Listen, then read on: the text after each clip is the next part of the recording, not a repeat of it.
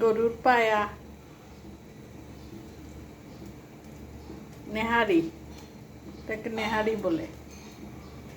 আমাদের সবার সমস্যা হাড্ডিতে, এই জন্য মাঝে মাঝে নেহারি খাওয়া ভালো, পায়ের হাড্ডি খাওয়া ভালো। কেমন হয়েছে কমেন্ট করে জানাবেন।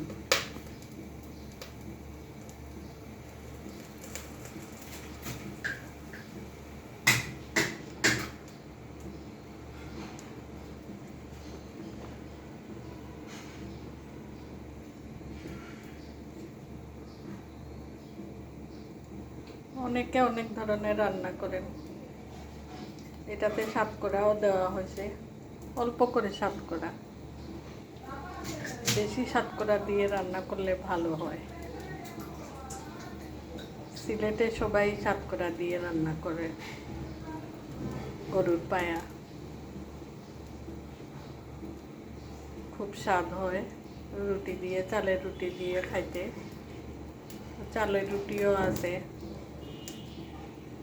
চালের রুটি দিয়ে খাবো। এটা আমি রান্না করি নাই,